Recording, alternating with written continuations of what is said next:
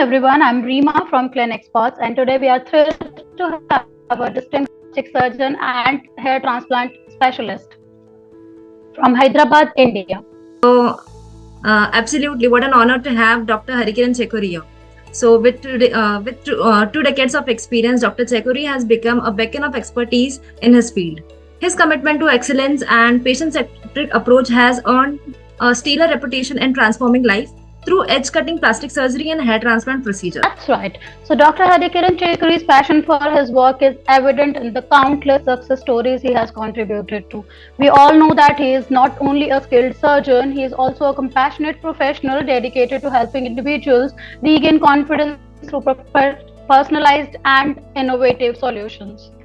And today we have the privilege to dwelling into the world of hair fall and hair transplant treatment with Dr. Harikiran Chekuri. So get ready for an insightful discussion with the true pioneer in the field. So welcome Dr. Harikiran Chekuri. Welcome, Doctor. Thank you, Prajkta. Thank you, Reema, for a kind introduction. And all the audience and all the team who is working for this webinar. I know it's a holiday for the most of you. I think I'm taking your time, precious time, the families, and just bear with me for 30 minutes of time because we're here in with this topic. I think we're trying to help a lot of people who is going through a lot of mental trauma, both men and women. And right. Because hair fall is something which really is emotional for a woman and even men too. It's a pride for the men. And I think now the science is about a lot of new things right now. The advances are changing, and post-COVID things have changed globally. And the hair fall is now it's a significant problem. It's earlier I think about 10 out of 100 used to have the problem. Now it is almost 70% of the people one other the time are facing the hair loss issue now. Some of the facts and some journey and some insights about this topic. I'll just share the screen. Okay. So it's been almost 15 years we are in this hair loss treatment, hair transplant journey. I think way back we started in 2008 as a small team and as a solo surgeon with a couple of assistants. Now we have successfully transplanted more than 7,000 clients now from all over the globe. I think so. What a wonderful journey we had as a team. Now we almost have a 70-member staff with 4 doctors and 20 plus technician team working relentlessly for us. I think it's a great journey. I mean, I think I'm really proud to be here today because it's a collective effort, not only me and all my team who is working for me all the time. I just would like to thank all of them. So we had with this, I think we had quite a bit of publications and the recognitions we had by various PR publications, PR activities, and some various newspapers. And Redefine is constantly being #1 center in Twin States, recognized by many organizations, many Times of India Excellence, and all these things. Consistently for relentless services we are offering to the client. And for 4 years, we are treated as a #1 center in Twin States here. So let's go into some of the basic reasons for the hair loss now. As I already discussed, now 70% of the men today are, I think, before age of 25 started losing hair now. It's quite a strange scenario because I think in the past, at least the baldness used to start at age of 35 to 40. It's a rare situation for a man to lose hair before 35. Or people who have got a strong hereditary pattern used to lose, but otherwise it was a strange, rare scenario. Right now, the situation has changed now. I think stage 3 baldness is it's 60% in before age of 25. It's quite alarming situation we have. Let's look at the factors. I think the factors are variable with more men and women. I think for men, I think it's predominantly a genetical predisposition. and which is, I think, which is triggered by various lifestyles now. I think let it be a lot of stress now. I think stress is giving you a major game factor here. Because of stress, the whole genetical predisposition is getting preponed right now. So stress is a major role here to actually to kickstart that aging process in the hair. Apart from that, men, I think lack of vitamin D in India, it now being a tropical country we have so much of sun around, but still, strangely, 60% of the Indian population is now diagnosed with vitamin D deficiency. And B12, though, I think if you look at the Indian situation now, I think we started consuming a lot of non-veg, I think, by and large by in society compared to 15-20 years back right now. Still, we diagnosed to have a lot of vitamin B12 deficiency because of a malabsorption which is happening in the gut.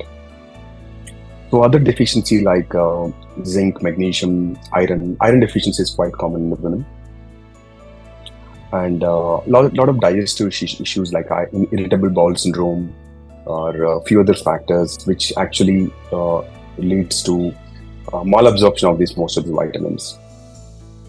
Otherwise, people started using some oral contraceptive pills or some kind of pills in the women. I think this could be one of the reasons for hair loss in the women. And in addition to that, I think we started using a lot of hair styling products and hair gels and hair straightening. I think especially in the women, I think we do get a lot of queries from the women. I think after hair straightening, people start losing hair. I think it is quite daunting on the hair actually. I think kind of treatment they do with the chemical and after that the protein denaturation they do to straighten the hair will give lot of negative impact on the hair quality and hair health. So they come with basically, doctor, like if we make good lifestyle changes, that can help us, right? Yeah, lifestyle changes certainly help, Reema, because lifestyle changes will improve a lot of positive thing, and that is one of the way you handle stress actually. So let's say we'll take sleep as a simple thing. I think sleep is a lifestyle. So basically now sleep is such a natural phenomena, but we speak so much about it now. So now it is shortage everywhere. So just a simple sleep can give a lot of stress release. Let's say, but properly 6 hours sleep you're finding a lot of difficulty now because of the invasion of smart screens into bedrooms and everywhere. Like, so I think they're killing your natural pattern of diurnal rhythm, and you're losing sleep with that. I think just a simple sleep can resolve 40% of your hair loss issues, especially in the women. That is true. Yeah, and apart from that, I think good diet and conscious diet. I think now you know that I think we are in the world of food-rich world right now. I think one click away you're getting everything in the world right now. You don't need to go and hunt for it. You're not hunter-gatherer anymore. So people search, except of feeding, they're doing everything. So you get every food just when one click away. I think we are not physically moving. I think mentally we are all the time active. I think this is a key there. I think in the past 2 decades, 3 decades back, people were moving more and using mind less. I think it's just the opposite situation. I think which is detrimental for the hair right now. So this essentially, this is the situation. I think 75% of man here is androgenic alopecia, where most of this reason for genetical loss. I think even women are facing genetical loss. I think, but I think women start facing this post 40 years, especially with the men. Whereas men, it starts from age of 18, 20. I think it peaks by 25. Women, it starts at 40. Now, typically at 40 years, most of the women, I think 50% of women started showing the scalp right now. It is yes, fortunately, being women, we don't see baldness a lot. But what might be the reason behind it? No, it's a blessed. I think it's a genetical because it's a DHT. The whole reason for the balding in the men is dihydrotestosterone. So DHT is building up in the scalp, and the hairs are sensitive for the DHT, so it thins down, which is women are protected there. Yeah. And women have other issues like hormonal problems, which most of the men don't have. I think the thyroid kills most of the one of the reasons for most of the hair loss in the women. and it's not so much in the men right now. Right. And even obesity is one of the reasons. And when obesity combined with vitamin D deficiency in thyroid becomes more complex problem right now. So I think so simply if you say lifestyle, I think it's the take home from this is the basic exercise and good sleep and a decent food. I'm not saying that you need to have the whole plate full with colors. It's not necessary that you have all of it, but at least decent greens and fruits will fulfill most of your vitamins and minerals which we require, and some dry fruits in between here and there. So that should be your I think your plate should contain few of it, at least one meal a day. I'm not saying all the meals we can't have, because I know we are all working people. It's not easy for us to carry everything in a small box. I think one proper meal, at least in a day, I think should be able to handle, give most of the minerals and vitamins we require. So coming to various types of hair loss we see in men and women, I think man, you can see, I think it's stages. I mean, stage one, it'll start receding slowly in the temples, where it starts receding back. I think from age of 20, 21, I think slowly hairline goes back. And if they have the pattern, I think slowly deepens it.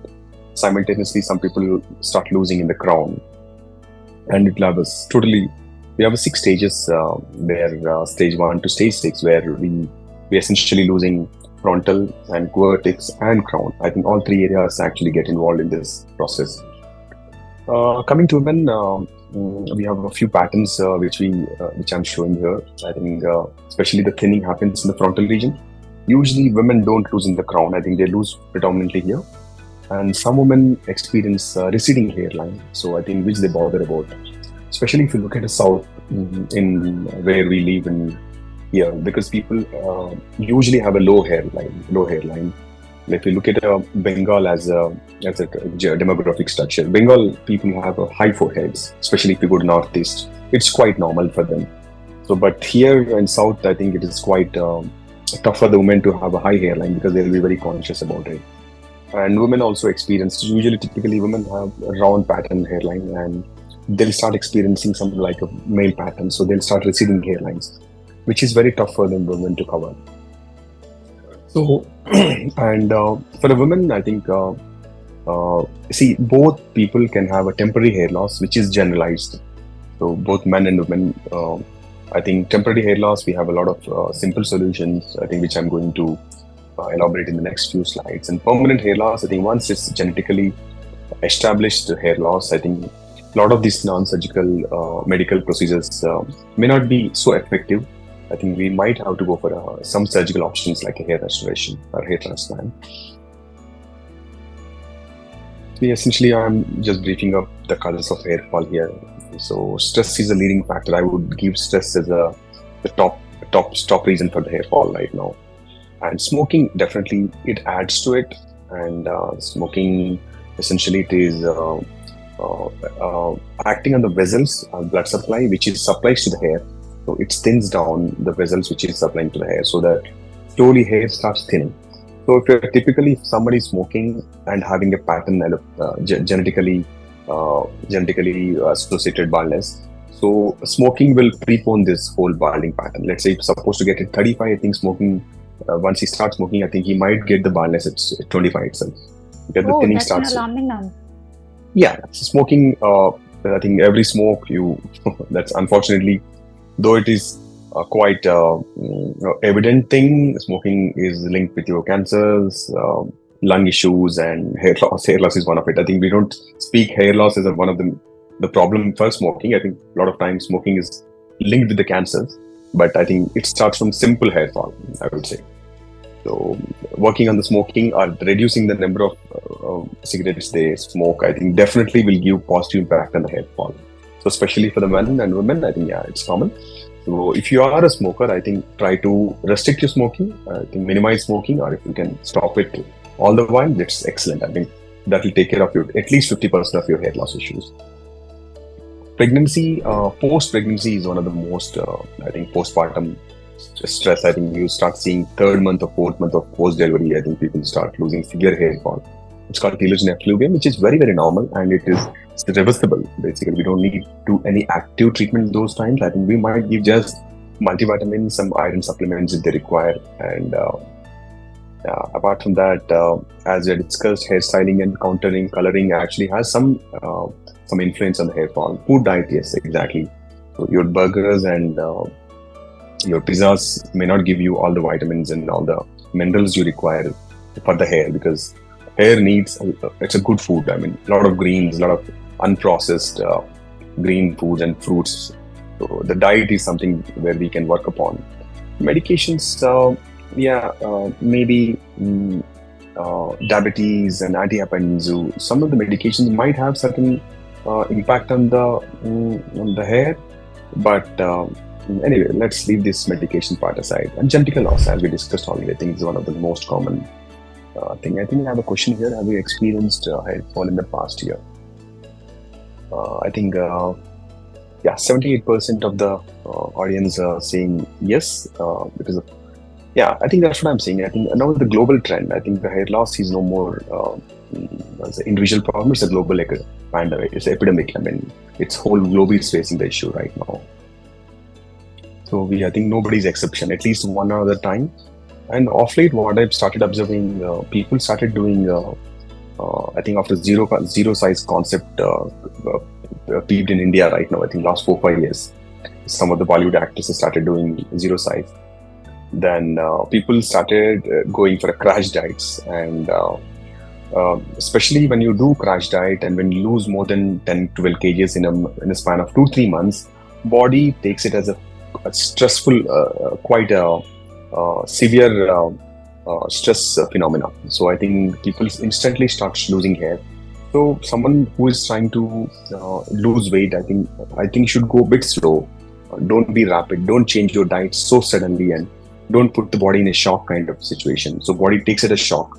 So it instantly, so they should start shedding hair. So it's like any other dengue fever or typhoid fever, post fever. I think people, how we lose hair, I think body takes, even a crash weight loss, body takes it seriously. So if anyone is trying for weight loss, I think you guys should just take care of it, so that don't do sudden changes. I think go a bit slow. I think talk to your nutritionist or somebody. Take it slow, I think. So doctor, hair fall during pregnancy is common for all the women? See,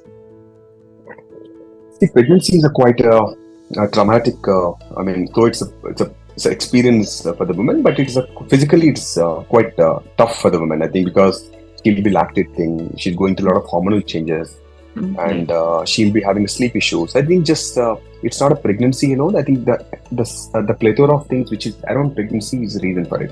Naturally, your sleep get disturbed, so you have to feed the baby all around, unless you have some supporting team or your mom or some grandma around home. Otherwise, it's not easy for a single woman or person with a nuclear families to handle the baby alone.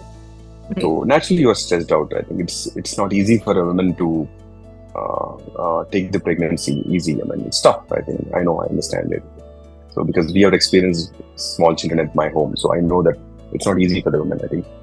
So, and in addition to that, I think they don't take care of their diet well. I think they'll be constantly feeding the baby. Even and lot of hormonal changes women undergo through during delivery. I think that all it takes. I think, but the beauty of this pregnancy is usually reversible. You don't need to really worry about it. I think once you start taking proper nutrition and a bit of exercise, at least after 2 to 3 months of delivery, and take care of your diet since you're feeding already, I think most of the hair loss will reverse. I think the best part here is by end of 1 year, I think 90% of the hair will actually restart growing. Also, doctor, we would like to know, what is your hair care regimen? What do you do for your hair care?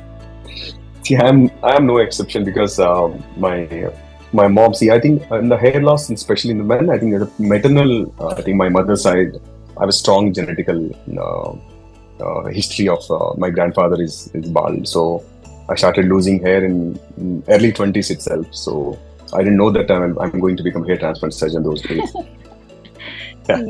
So one of my friends, and during I think my final year MBBS, I think there's only one surgeon during that time in Hyderabad who was doing transplant. So we used to really find difficulty to get his appointment. At least 4 or 5 months prior, we used to take appointment for him. His slots used to book for 6 months. So I think I started using Minoxidil quite early, so which I'll be discussing later. So I think Minoxidil is my mainstay even today. But I think I had to protect my hair. So it's not easy for me to, because having a pattern loss and now being a practicing hair transplant surgeon, so people look upon my hair. So it's not easy on my, it's not easy in my part. But So I yes, have to as you do, said, that genetic reasons are yeah, of course there. genetic Yeah. is very strong. So fortunately, I'm not a smoker. So that was my habits, and probably I'll try to get a good sleep. At least I'll try to cover most of things in lifestyle. And in addition to that, I'm going to reveal my hair care regime. I think I almost lost 60% of my hair. Then after that, I started treatment, and I think my hair is reasonably all right now. I wish I had a head full of hair, yeah, on the screen, but yeah, I'm not so lucky. Yeah, like someone who has a good genetics. Yeah. But with good lifestyle and these Yes. treatments, at least you are keeping your hair well. Yes, yeah, that's a key, as we discussed. I mean, Of course. and as we discussed now, I think most of the hair fall can be managed with home-based remedies initially. I mean, you start taking good diet at home, some exercise, good sunlight, good sleep will resolve most of the issues. I mean, if you're still not happy with the results, and I think that is some time where you need to visit doctor's office. And we have a quite a range of products we use here. Most common things start from Minoxidil, as we discussed. I think it is something which increases the blood supply to the scalp. So Minoxidil is one of the oldest and FDA-approved medication world ever have right now. In addition to the finasteride, these are the only two medicines which is approved as safe and for the long-term usage with very, very minimal side effects. I won't say side effects. I think they have some small side effects they face during finasteride, I think, which I'll be discussing later.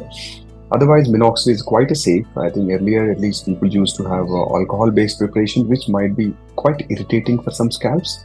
Right now, we have a non-alcoholic based Minoxidil preparation right now in the market, I think, with some good penetrating enzymes in it. So I think Minoxidil is quite improved product right now, I think, compared to the products we had 10 years back right now. Quite skin friendly right now. Minoxidil is something we would recommend as the first course of treatment for any hair loss. I think for women who started having a female partner hair loss, I think we start the low percentage, like 2% to 3%. For the men, we generally, because being the thick skin and the keratin layer is so strong, so I think we'll start with a 5%. I think 2% doesn't work anymore for the men. Finasteride we use only in men. Male pattern baldness, and usually we use 1 mg of finasteride 4 to 5 times a week. And laser therapy, it's quite proven. I think it's also FDA approved treatment, especially someone who is experienced. Especially it works very good for the women who doesn't want any invasive treatments or doesn't want to use any products or any medications. I think laser therapy actually is one of the best thing for you. I mean, this is called low light laser therapy.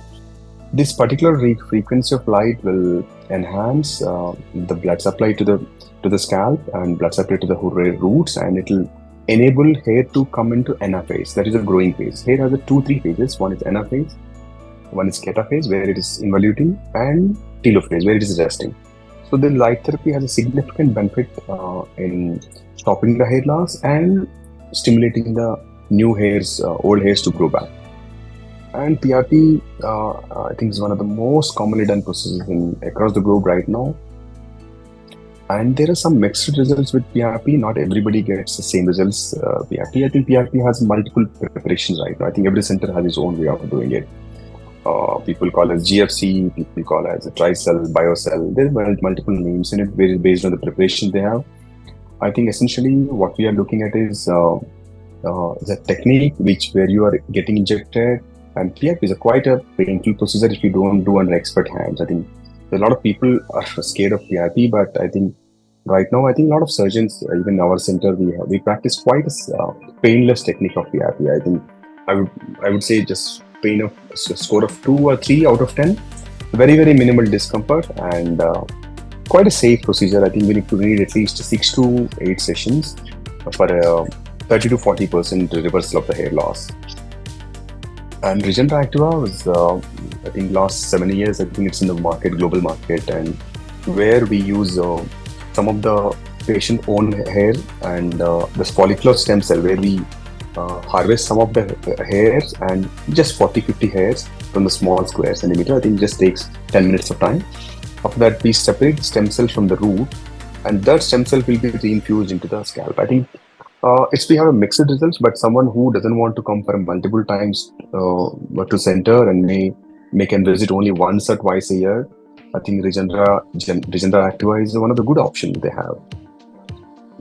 And mesotherapy is like where we have a lot of cocktails and from Korea and Japan, and so this is a kind of multivitamins, nutrients, some stem cells where we inject into the scalp based on with an micro needling and small injections.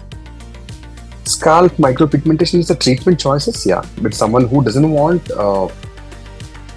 surgical procedure and are using minoxidil, but still they want to improve the density, and especially in the women, I think if the scalp is visible, this scalp micropigmentation, it's a camouflaging process, something like a tattoo. We do it, so we cover all those small gaps with a tiny pigment, safely put under dermis, and it's just quite a painless procedure. Just a couple of hours time. It looks like a topics for you. I think it's almost like a hair fiber it covers, and you don't need to really look at your scalp. I think that improves self-confidence in the people. So scalp micropigmentation is something I recommend for the people who doesn't want any surgery. I think it's quite helpful for both men and women, and it's quickly done, and it's going to stay for 5 to 7 years. Doctor, as you have shown so many, non-surgical treatments, who decides, like, is it the patient, the person, individual will decide which therapy or which treatment he wants to go with, or you decide based on the hair fall type and maybe the amount of loss? Yeah, it's a dialogue, Reema. Basically, I see it as a surgeon. I offer all the treatments in front of them. But I also recommend, let's say, the women coming for the treatment, I think I would recommend maybe laser light therapy and PRP as a first choice. Sometimes they may not like invasive treatment, so that is the time where I have to choose other procedures. So it's a patient convenience and a patient's patience to wait for a long time. I think it's all varies between person to person. But it's a kind of mutual understanding between surgeon and patient. Will find out what is good for them. But essentially, we end up advising them. Let's say someone who is having a woman coming with severe hair fall with vitamin, let's say iron deficiency. Iron deficiency is one of the major reasons when women lose hair. I think we don't require any of these procedures. I think we'll just start with iron treatment alone. Maybe sometimes we might combine with the platelet rich PRP, so to activate the roots which is already there. So I think these two things will be combining. I think they don't want platelet therapy. I think we'll tell them to use iron therapy alone, iron treatment alone, oral or IV based. I think the results going to be a little delayed. I think which they need to agree for that. So someone want a quick results. I think we choose multi-dimensional approach. We just not one treatment. We are treating the deficiency. We are activating the roots. We are fasting the process. I think it all how you take it. I think someone is patient enough. I can wait for a year. I don't have problem. Then I think okay, we'll go and go conventional treatment with a simple oral treatment. Start with. Might add minoxidil later. If there's no response, then we can go for step 2. I think today is a fast-paced world, Reema. I think people are doesn't want to waste a year for it. Yeah, it's quite daunting for the people to have with the hairless issue and hair thinning and going out for the social event. So they are resorting for a faster treatment. So usually 90% of the time we end up combining multiple treatments for the faster results. So doctor, that was very informative non-surgical treatment. So I just want to give a poll to the participants to know more about them. So I'll just share the poll now. Doctor, I have one question. Actually, my father used minoxidil for his hair loss related treatment, which was into non-surgical type. So ideally, the doctor at that point of time told him that nearly you need to use for 4 months. But eventually, he wasn't able to see the results within 4 months.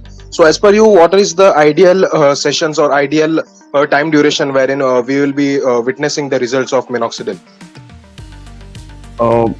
I'm sorry for the experience you had because you didn't have a good experience with minoxidil. I think I understand why it has happened.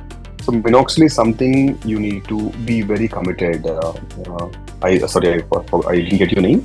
Yeah, I think minoxidil is something you need to be prepared to use at least 24 months, because the minoxidil results actually start from 4th or 5th month onwards. So minoxidil is something where you should not abruptly stop. There is a methodology to stop it. We slowly wean it off, because once the body starts encouraging the blood supply, increasing the blood supply happening around the follicles, hair starts shrimping up. Small baby hair will come and they'll start growing.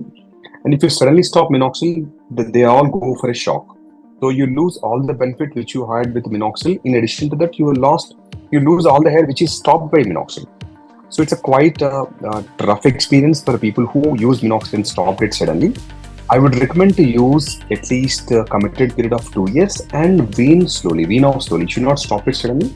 Let's say if you're using 7 days, I think come for 6 days, 5 days, 4 days. Let the body get used for the non-minoxidil. So I think body has a tendency to get resistance. So slowly you should wean it off. That's how we should use minoxidil. So minoxidil, misuse of minoxidil is definitely not only negative effect. I think it will quite a negative experience for the entire people whoever use minoxidil. I think a lot of time 40-50% of people come with a similar problem, that they'll think only one bottle will give a solution. Be prepared to use for the longer time. I think in fact, post hair transplant, we would recommend at least 3 to 4 years of minoxidil usage. So some of the treatments we use here, I think the PRP is quite a common. I think we take 20 ml, 15-20 ml of blood from the patient, and we centrifuge with various techniques with the centrifuges, and we harvest the platelet-rich plasma, which is the golden color. And that also sometimes we add certain stem cells and growth factors in the PRP and use it based on the typical criteria of the patient. I think sometimes PRP also we can combine stem cells and PRP in some patients, and it depends on the usage. I think people who have not got a good results with the PRP, sometimes we combine other products also in PRP. And QR678 is quite commonly asked procedure with us. I think people who are in India, I think started taking, I think here in this product, I think last 4-5 years. It's quite a powerful medicine, and as a mesotherapy we use it. And it's quite a simple procedure because we don't need any blood. People who are scared of harvesting blood from their own body, I think QR678 is a wonderful replacement for PRP. It's 5 sessions. I think usually these sessions are placed once a monthly, and 5 to 6 sessions is typically required. I think the transplant, I think basically I'd like to show you what is a transplant. And so basically what we do... Can we say, Doctor, stem cell transplant of stem cell hair transplant, is it as rapid as other procedures? Or is it a slow process? Stem cell hair transplant? Yes. Yeah, there's nothing like stem cell hair transplant. I think transplant, what we do is, either way, transplant is an individual technique. We combine some of the stem cells like a QR678 or PRP in combination with the hair transplantation. So that will improve the results, and that improves the blood supply of the new hairs which is going inside the body, and that improves the environment and give the kind of growth factors for the new hair to grow there. So I think a combination definitely will give you edge than the simple hair transplant. So I think there's a choice of, we give a lot of people. I think PRP for people who are not affordable. I think people who are affordable, I think we use other stem cells also along with the combination, which will give you a 5 to 10% of added benefit to the clients. Yeah. So initially, I actually had a question. The hair transplant treatment, is it very painful? The incision. Yes. So hair transplant, now I think I'm trying to give you a brief up. I think it's a local anesthesia we add. Only 5 minutes of time it takes for the local anesthesia to infiltrate. I think after that local anesthesia, you just feel numbness actually. So don't think that whatever you're seeing in videos, all those pricks and pushing the hair, I think it's completely, you are numb. You don't know anything what is happening there, but you're able to sensate it, but there's no pain. So it's quite a painless procedure. I think it's lesser than a needle. I think how you get vaccinated for the COVID, I think it's lesser than that. Only thing is it'll take 5 minutes of time during giving a local anesthesia in the back, and some ring block we give for the recipient area where we actually put grafts in. So it's hardly 7 to 8 minutes total. And hair transplant, I would rate it as quite a painless procedure. It's lesser painful than PRP, because while PRP also we have the same pricks, I think transplant also we have the same pricks. Once it's numb, then after that, whatever happens here, I think it's totally your total body is a paresthesia. There's a numbness there, so you won't feel anything there. Initially, this is quite informative because people have this assumption that pre-assumptions that it will be a painful procedure. Exactly. It's quite a painless procedure. And I think if pain is restricting you from transplant, no, I think you should not now, because we use high vibration devices to distract even needle prick. So you won't even know the body, you are getting needle prick in the body. So it will completely mask with a vibration device. So body cannot sensate the needle also. So you just feel the vibration here. After that, it is numb.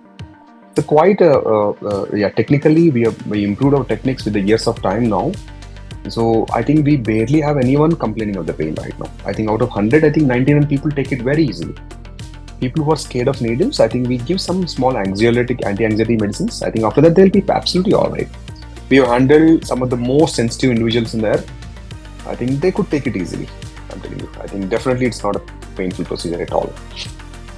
I think where we give a local anesthesia here, then after that we put a small punches with 0.8 and 0.9 mm punches, the motorized punches we use. We harvest this donor area, and after that we extract all of them. Then we create multiple channels here wherever we want to transplant in. There we draw the line, the proper hairline which patient is seeking, or we advise some hairlines for them. Then I think after that we create a small recipient sites, it's like a slits. In that, I think we'll be placing this transplanted hair, extracted hair. I think it's quite a non-traumatic, non-touching technique, though it looks very rough otherwise, but hair follicle we handle very safely. We don't crush the follicle there. So we can see some of the real-time images where you can see the gentleman having a severe hair loss, and this is all 7-8 years old pictures, I think. Quite a rewarding results people have. So people with stage 4, stage 5 balding, you can see these are incredible results, doctor. Yeah, I think actually, and these all are looking so natural. Yeah, so I mean, see, hair transplant is quite a rewarding procedure, I'm telling you. I think hair transplant as such is quite a positive procedure. So the results of hair transplant is 90% plus in most of the experienced hands. We look at all over the globe right now. Unless doctor has a lot of inexperience and if you're not placing the grafts, the density is compromised, then the results are quite inferior. Otherwise, hair transplant procedure is quite, it will give you very, very good results in selected and properly done experted hands. And see, some of the techniques people ask for is how much the cost when no? Yeah, someone is asking. How much the cost hair transplantation technique, sir? So they are asking cost. This is this is an informative session. For cost and everything, we can get in touch with you later after this webinar. Yeah, you can because it is personalized. Yeah. So I think, but cost usually I'll tell you roughly how usually cost decides. I'm not going to tell you that what exactly the amount, but basically based on the stage of that one, unless it is a stage 2, stage 3, stage 4, stage 5, stage 6, how many grafts you require, and generally most of the costing based on the follicles and grafts. So number of grafts increases, I think your cost might vary a little.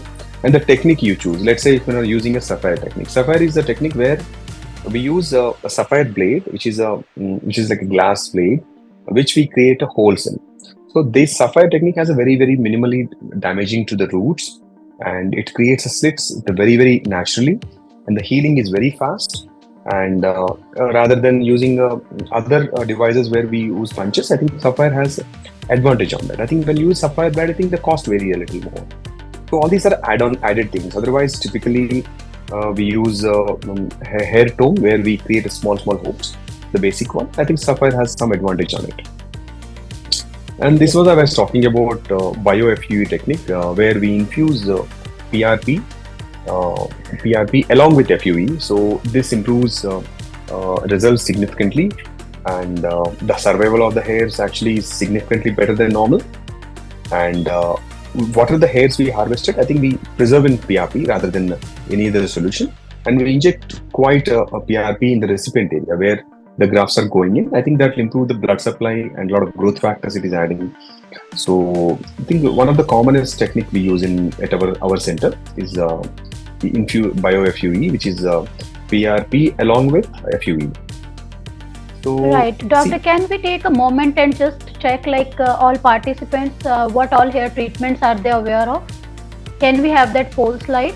So previously, old times, people used to cut and remove the skin. I think now FUT is no more being practiced. I think all over the globe now we stopped FUT now. Very few surgeons are still practicing FUT. So they have a reason for it. So they say that FUT have a better results. But I would slightly differ with that because FUT is quite a invasive procedure. We are cutting the skin for the hair. The skin is not required for us. Basically, we need hair there. I think we don't need to cut the skin, and it leaves a permanent scar. Especially in India, I think we have a culture of shaving head once in a while. So where your hair, literally the scar stands out. So I think we almost zeroed our FUT right now. I think from 2016, I think the FUT rate is slowly falling. I think previous 2015, before 15, I think we're doing almost 90% of the procedure strip method, where we used to take a hair along with the skin and cut them. I think you see a lot of men today, I think having a scars. They're all people who have done hair transplant before 2017 typically. I think after the number of surgeons who is practicing FUE is increased, and FUT slowly declined because of the side effects. The results are very rewarding, but it's quite painful and scar procedures, scar procedures. So we generally avoid it. So yeah, I think most of the people are aware of the techniques. Yeah, I think I'll keep sharing. So advanced FUE is nothing but earlier we used to use bigger punches like 1 mm punches and 1.2 mm punches. Right now, because they used to have they used to leave marks both in the donor area and as well in the recipient area, because we need to create a bigger hole to put the bigger graft. Now, once we start using the smaller punches and titanium finishing punches, the damage is less. And now I think we are using 0.8 as a typical punch. Especially people have a very thick hair, curly hair, we might go for a 0.9 mm punches. These all sizings based on the diameter of the punch what we use. The smaller the punch, the finer the graft. So especially when the women, we use 0.7. When we use for the facial hair transplant, I think we use 0.7. And otherwise 0.8 is our standard punch we use. 0.9 and 0.7 we use sparingly. So I think all these techniques made this as an advanced FUE technique. Otherwise, the size of the punches and the quality of punches and the other techniques we use along with it, this made as an advanced FUE. Otherwise, FUE is pretty much same otherwise. Yeah. Some of the instructions we give, so once someone is ready for the transplant and so your doctor is identified that you are the right candidate for transplant. Let's say someone came with me to our office with a generalized thinning and asking a transplant. We differ it. We don't do transplant for everybody. So you lost more than 70 to 80% of the hair, and that looks like a permanent hair loss, and it is stayed for more than 2 years. Then there's no point in wasting time for a medical treatment. Even if you use Minoxidil or PRP, after losing 80% of the hair, and especially in the pattern area, I think don't work anymore.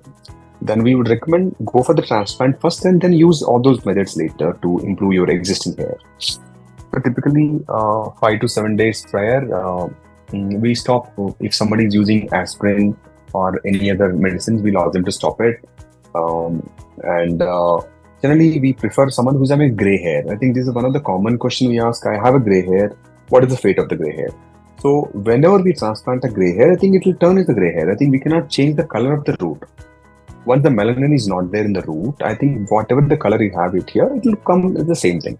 So we can never choose black and white there. Whatever is the color they have, I think if at all, if they have a very few gray hair, a lot of black hair, I think we generally don't take the gray hair because it's not visible for the surgeon also to pick the gray hair. But if someone has entirely all 100% of the gray hair, so I think the color is going to be the same in the front as well. I think the recipient area also. And someone who's having a diabetes, I think diabetes should be under control, and cardiac issues, people usually have a blood thinners. I think they need to stop them. and get an cardiologist's opinion. I think these are the only two reasons where we generally get one physician opinion before coming to transplant, because transplant is such a simple, easy procedure, because we don't want anyone to get into troubles because of this procedure. So because we use something called adrenaline, where to stop the blood loss during hair transplant, that will increase the heart rate. So someone who's already having a cardiac issues, generally we have a pre-check with the cardiologist. Is there any age bar also, doctor? I think, typically now we started doing transplant. I think early. I think 22, 21 is something we start transplant, because someone lost hair by 20. I don't need to push him, wait him for 25 years, for a 4 years of long period, making him go through that the self-image issues. So we don't have that age cut. So if someone lost hair, then there's no chance of he getting hair back. I think you can do transplant quite early, and I think we are done for the age of 78 years. Oh. So it's not routine, I think, but 60, 65 is the commonest age we are getting right now. A lot of people come for at 60, 65 and 50, 55. Last trends are increased right now. I think people are now believe this procedure as a safe procedure, and people have a lot of apprehensions in the past. Right now, I think, but now people are quite clear about it, and they're coming forward right now. Now, because they've seen multiple results with multiple other people all over the globe. Now, there's just a procedure. I think 50 to 60 is quite a common age right now. Someone who is thinking that I'm old, I don't require. I think that's your personal choice. But to say that, I think we get 60, 65, 66, 70, 78. So that is the highest age we've done transplant for. So quite safe, I think. There's no age limit for a transplant. It's all your heart, and if you're young at heart, I think you can get any age. Yeah, definitely. If a person has got it done at 78, it's actually amazing. Yeah, I think 99% of the Indian population falls under that. You're mentally healthy and you're able to understand. Yeah. That's it. I think he's already a bypass patient. He's already got a cardiac bypass, and he's already hypertensive, diabetic, still he got it. I'm saying it's quite a safe procedure, I meant to say. Yes. Age is not a contraindication. And someone having a dandruff and psoriasis, I think it's quite a common thing right now. I think usually your transplant doctor will give you some shampoos and other things to control it. I think something which we need to start at least 1 week, 10 days prior. And if you're already using minoxidil before transplant, I think we generally stop minoxidil 10 days prior. Otherwise, sometimes minoxidil makes the transplant procedure like messy. I think a lot of oozing will come, because it increases the blood supply. So I think we generally, if they're already using minoxidil, generally we tell them to stop 10 days prior. And if you're a smoker, generally we recommend to stop at least smoking 1 week prior, completely abstain from smoking. Alcohol in specific, maybe 2 days prior to the procedure, and 2 days, 5 days post procedure is something. 1 week is a minimum restriction of alcohol. And diabetes patient, as we discussed, I think need to be under control. And if you have a hepatitis B or other issues where it's a transmittable diseases, I think you need to report to the doctor, so that we use a special precautions even if you have a hepatitis B or HIV patients. So we operate even on them. So I think we inform to the team or to the surgeon or myself. So I think we use extra protections and do that, because we barely use any invasive things there. So we use less needles and some safe handling techniques to do that. So even people having communicable disease also can get this procedure safely. So one of the problems we face is someone having a weak donor area.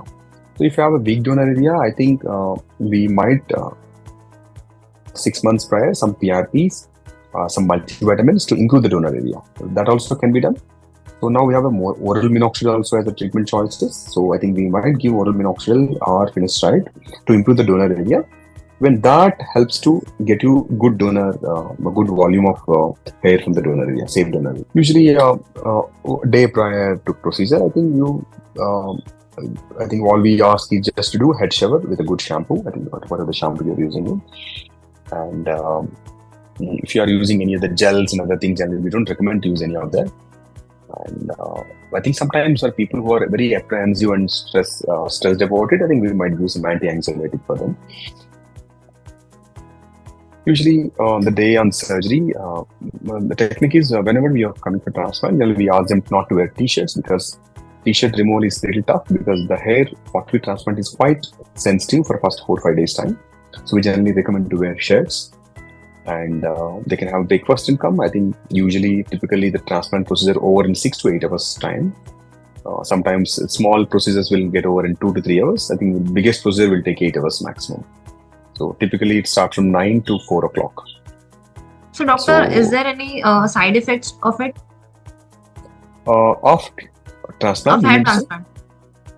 The side effect is only you get hair, that's it. So when you're transplanting, you will get a hair.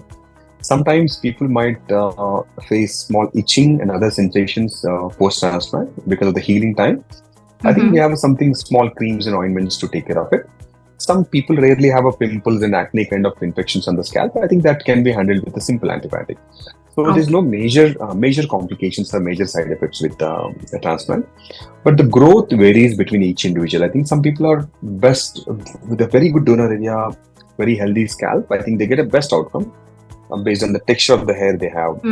I think outcome might differ. Let's say if a 4 patient, the 4 patient may not get 90 plus marks. Like how you, so if some people get 60-70% improvement, some people get 70%, some people get 80%. It's based on the post care what they actually take, and sometimes the quality of the roots they have, and the texture. I think the donor area. If donor area is healthy, non-smoker, other conditions. I think a lot of other factors also influence. It's just not technique. Technically, I think we do pretty much same job in most of the people, but still people have a varied results. I'm not saying we are a god or something where we get 100% for everything. So it's just a technique we are using to adding some roots there. I think we tell the people, if someone has a very poor donor area, we tell them upfront that we were able to do only 40 to 50% improvement. I think we tell it very clearly.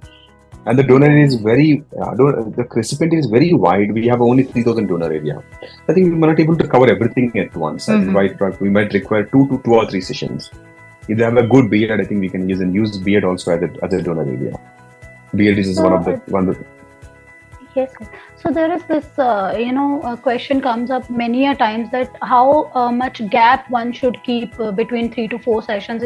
Does it depend on the growth of the donor area, or is there like other things that should be considered? Yeah. Basically, we typically give 18 months time between 2 procedures.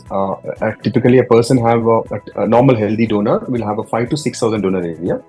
So, and they, out of which if you harvest it, I think 40% to 50% regrow within 18 months time. And that's the reason we give a 18 months gap. I think we can do 3 sessions maximum.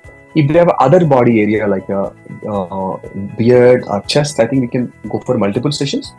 I think recently we done for 5 sessions for a gentleman who came from Australia. I think he had a thick donor area all over the body. Okay. So sometimes he came with the chest area. If you have a strong testosterone and the body has a hair everywhere, we can transport all those hair as a density filler. So beard, chest hair, we can take from hands, anywhere. All you require is a good quality hair. Doesn't matter where it is. We can transfer anywhere to anywhere.